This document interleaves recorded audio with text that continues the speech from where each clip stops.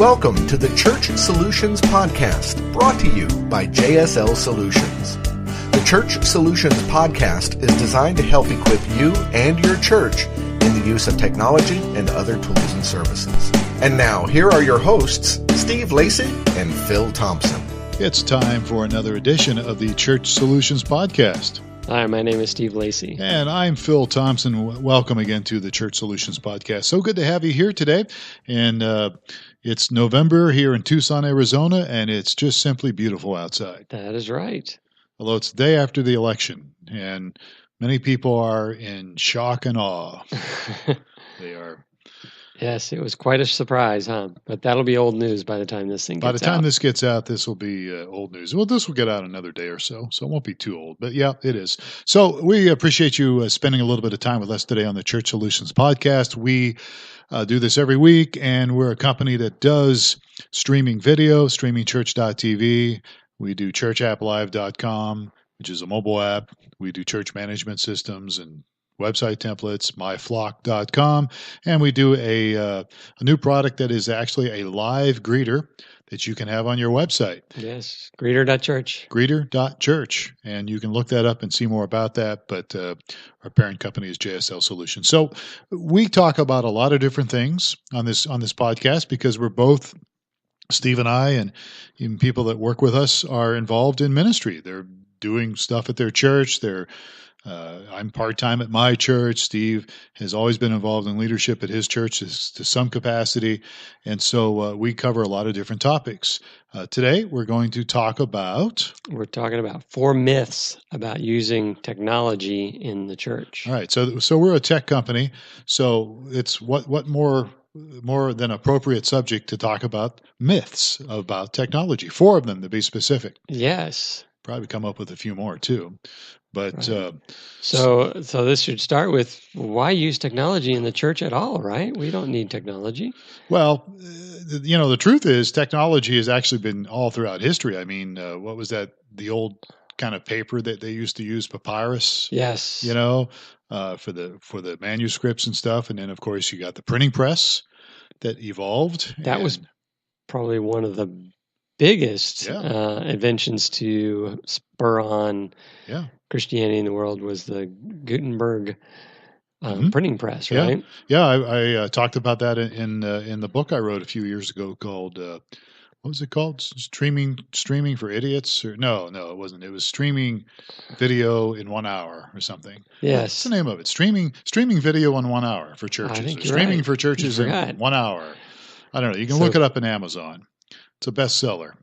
Of course. But yeah, technology has always been around. Printing press, and of course, for those churches that believed that it was okay to have instruments in your church, piano, organs, lighting. I remember this. J. Vernon McGee, and some of our listeners have no clue who he is, but he was I remember J. Vernon McGee. He's the Bible Answer Man, right? Well, no, that was Walter Martin. Oh, that's right. J. Vernon McGee had this program on radio because I was in broadcasting, and he would go through the Bible in like 5 years. So every program was verse by verse in the Bible. It was J. Vernon McGee, and he was actually very contemporary in his time. I mean, when I was listening to him in the 80s, he was probably in his 80s and still going strong. But he actually put a sign up that was a lit sign. His sign was a illuminated sign for his Baptist church, like a neon sign. Yeah, neon sign. There you go. It was a neon sign, and this is, I think, back in the late 1950s or something. And he got a lot of flack for that.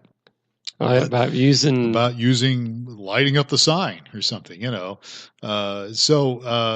technology's been around and people give you flack for it. I mean, obviously microphones are very common now, but yes, that was, cutting edge for a lot of people. And then of course, when you get into guitars and drums, oh my God, drums in a church, and then, video. Yeah, I remember when the church that I'm still at got the first video projector. Oh, yeah. We were doing slide transparencies with a little overhead slide projector for all the worship lyrics, and we moved to PowerPoint at the time, I think. and got the computer projector going. I'm trying to remember if I was on staff at that time. You might have been. Because I remember, I'm pretty sure we used the overhead projector when I was there originally. I remember I was responsible for putting together the lyrics each week in a PowerPoint file. Yeah. And we were heading to church one morning, and Chad, who our youngest, was only 1.5, 2 years old, fell getting into the car and cut his forehead. Oh, yikes. Cut it really bad to the point. Wow. Yeah. But I went ahead and went down to the church and dropped off the lyrics, and then we went to the hospital. Yeah. Well, I'm glad you went to the church first, because we wouldn't have had lyrics. Oh, my God, that would have been terrible. Yes, we'd have been having to do a Sunday without lyrics. Yeah, really. And that was just a couple of years ago. No. So anyhow, websites, of course, we're talking now, we're moving, technology is evolving in the church, websites, social networking, Facebook, lots of things, cell phones and mobile apps. But there are 4 common myths about using online technologies in the church. Yes. So the first one is, if you build it, they will come. Isn't that from a movie or something? That's right. Field of Dreams. Is that right? Field of Dreams with Kevin Costner. Yeah. Yes. Yeah. So the myth is, if you build it, they will come. So what's the big idea behind this? I mean, I thought if you just put a website up, you were good.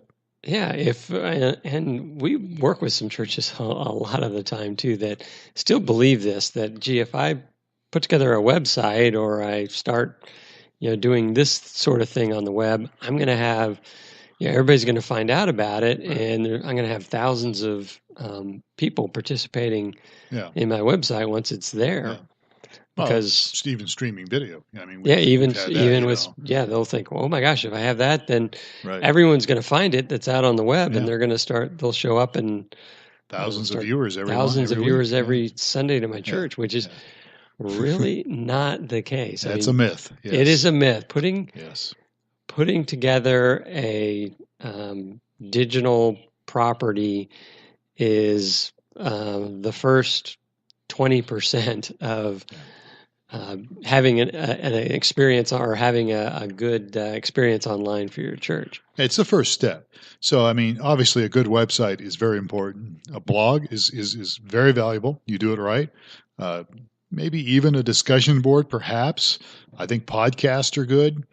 And as we've said here many, many times, these things like Twitter and Facebooks, they're all good things to have. But just because you have them does not mean it's going to just, as you just said, attract all these people. It does take some effort, and it does take a little bit of work to stay up to date on things. And put some energy into it. Take some promotion, get some dialogue going, get people talking about it. Right. But just putting it out there is not going to, make a really big difference. Yeah. So if they build it, or if you build it, they will come as a myth. But you should build it, and you should do these other things as well. Right. Well, you definitely should build it. They may not come until you promote it and start some dialogue on it, and get the ball rolling. Yep, absolutely. All right, so what's the other myth out here about technology and ministry today? So our second myth is it doesn't cost anything. It doesn't cost anything. So you can use technology and it's not going to cost you anything. Yes. Well, there are some free stuff out there, right? I mean, Twitter's free. And as we talked with some of our streaming customers, we say there are some free services out there that don't cost you money. They'll probably cost you in other ways than money. Yeah. But so that's kind of what this is about. It may not cost any money, but it's definitely going to cost your time, investment, with making whatever you're going to.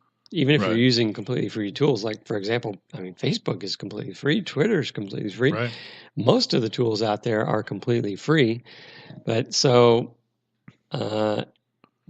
if you're doing it well on those platforms, you are investing and you're spending, You may not be spending money, but you may be spending money as well. There's ways to spend some money on this and to get things going as well. But yeah, we've talked about even how you could use Facebook to promote your live streaming on your church website or other things. You can use Facebook and pay some money for it.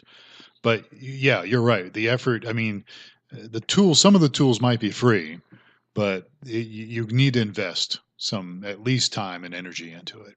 Yes, exactly. And probably a little bit of money as well. But again, and we don't want to discourage people from using technology. All we're saying is don't just throw it up there and walk away from it. Right. You got to have to pay attention to it.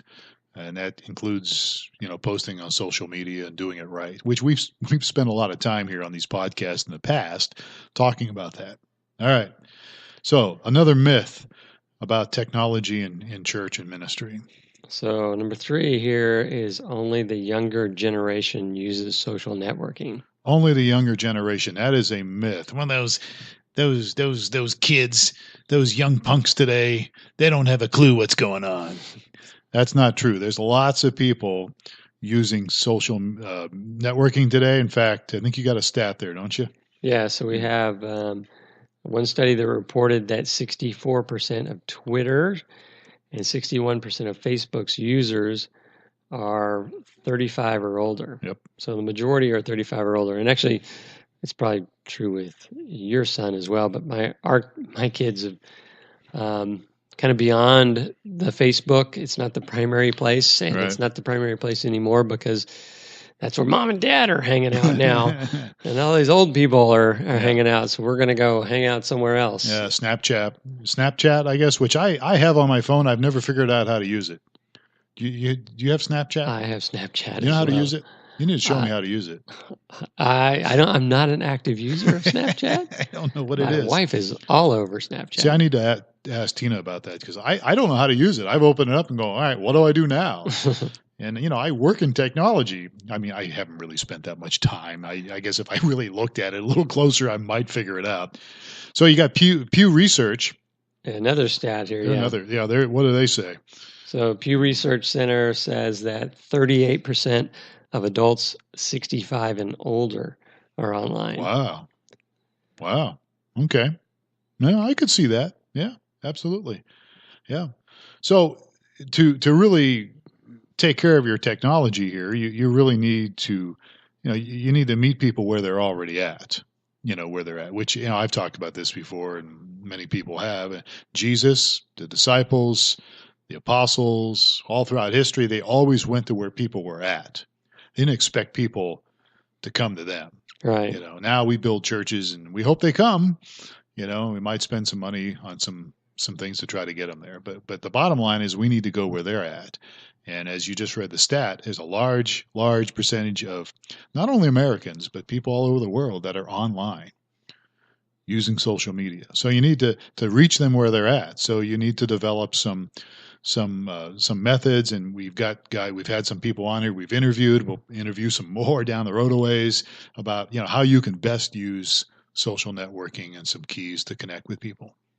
Exactly. Yeah. All right. So the fourth and final myth about technology and ministry. So the fourth one is technology could replace real life relationships.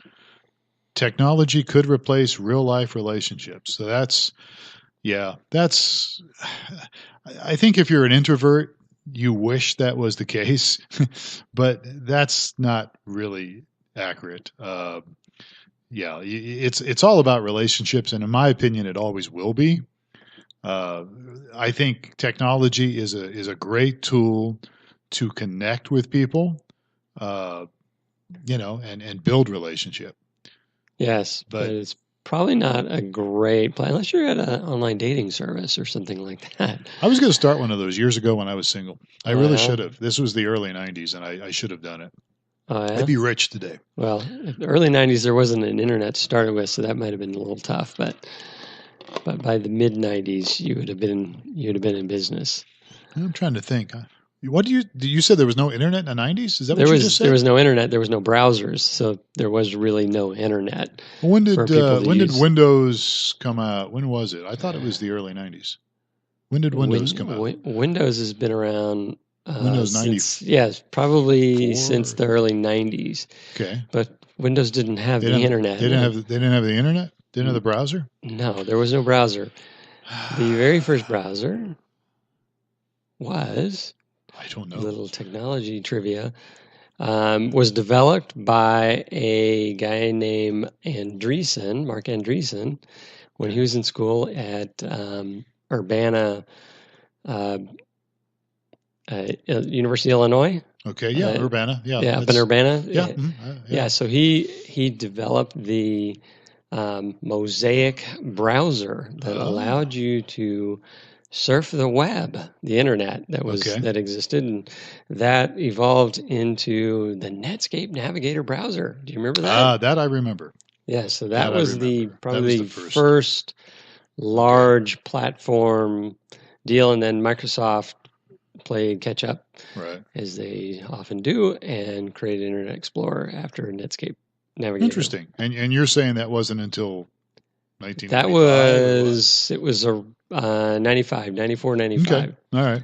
I remember I was working. I'd been actually on the internet before there wasn't a web browser. Yeah, for those who don't know, Steve was in the aerospace industry for many years, and so he actually invented the internet. Yes. He's just very humble about that. Yes. But no, I remember meeting with a guy who was definitely, you could classify him as a propeller head. He was a fellow engineer, but one of those guys that's kind of way out there. And he took me into a back room. And back room. It sounds already getting good. He took actually me and my group to a room and showed us Mosaic, which was the browser, and at the time only a very few websites. Okay. And I told him that he was crazy because being an engineer, I was getting into some of the technology behind it. And he says it's running HTTP, which is a Unix protocol. Right. And this was in the heyday of the IBM PCs. And those two worlds did not meet. They were completely different. All the engineering workstations in the aerospace business cost $50,000, $60,000, $100,000 for a computer, and they were running these Unix protocols, but the PCs were not anywhere near that. And so I thought, you're crazy. We're not going to run any Unix protocols on PCs anytime soon. But he proved me wrong. Very quickly. Well, it was already happening. I just didn't recognize it. Wow, interesting. And you called him a propeller head? Yeah. What is that? I've never heard that terminology. Is that like an aerospace? They wear the little beanie that has the propeller on the top of your head. All right, now I get it. Yeah, those guys. They were kind of out there for the sci-fi world, making it happen and that sort of thing. So he was, yes. His next big thing he was trying to turn everyone on to was Second Life. You familiar with Second Life? Well, I just remember years ago we had a customer that kept asking us about Second Life. Yes. Because we were doing streaming video. This was 6, 7 years ago, whatever. We had somebody that kept talking about Second Life. I go, what is Second Life? And I think you may have explained it to me. Is it still going around today? I think it's still alive, but I don't hear much about it at all. So it's a virtual world, which kind of ties into our technology is going to replace real life relationships. Yeah. It was a virtual world where people could build properties, set up stores, and you would enter the Second Life as an avatar, and you would interface. You'd talk with people, you'd meet people, you'd kind of wander around this town, go to stores, go to shops. Now, my son has something. What is that? The kids have it today on like Xbox 360. It's something like that. They build things. I can't think of it. Somebody's going to Minecraft is Minecraft. Yes. Yeah. It's kind of like that, maybe. Yeah, maybe. A little bit. Yeah, this is a little, it's, the world is supposed to replicate our own world where people look like humans. And so anyway, we are getting way off topic. But that's, the idea here is that technology is not going to replace real life relationships. Yeah. That's the myth. It's a myth. Yeah. You can potentially initiate some relationships, but you're not going to mature those relationships without some real life interaction. Face to face. Yes.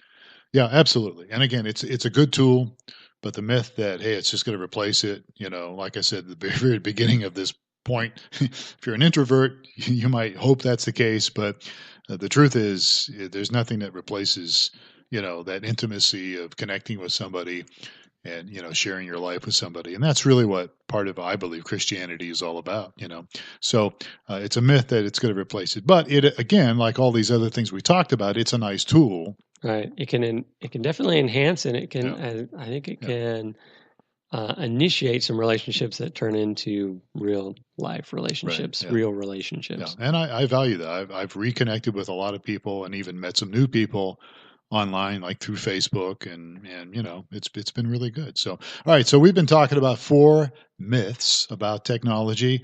If you build it, they will come. That's a myth. You got to put some effort into it besides just build it and walk away. It doesn't cost anything.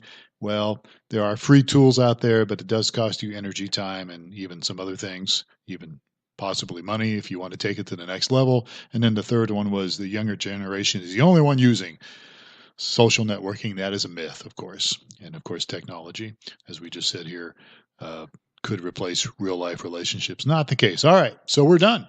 All right. If you have something to add to us, or you feel like, you guys are wrong about this, or maybe you want to add something, just send us an email. It's that simple. Just use technology. Support@StreamingChurch.tv, or during regular business hours, you can go to any one of our 4 marvelous websites. What are those websites, Steve? Yes, you sound so... what's the word? I'm just trying to enhance, Well, I think they are good websites. I mean... Yeah, there you go. You said they were marvelous. Now you say they're good. What are they? Well, I think they're marvelously good. I don't know. But StreamingChurch.tv, since Steve won't tell you, StreamingChurch.tv is one of them. You can chat with us on there during business hours. StreamingChurch.tv, ChurchAppLive.com, MyFlock.com, and Greeter.church. There you go. And we're in Arizona, so we're on Mountain Standard Time. Yes, only. Yeah.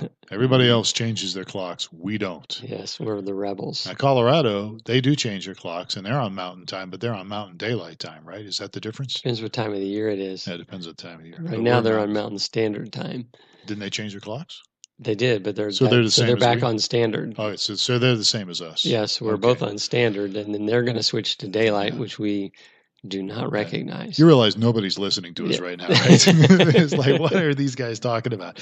All right, he's Steve Lacy. I'm Phil Thompson. Thanks for being with us on another edition of the Church Solutions Podcast. We hope that you have a great day, and we will catch you next time. Take care.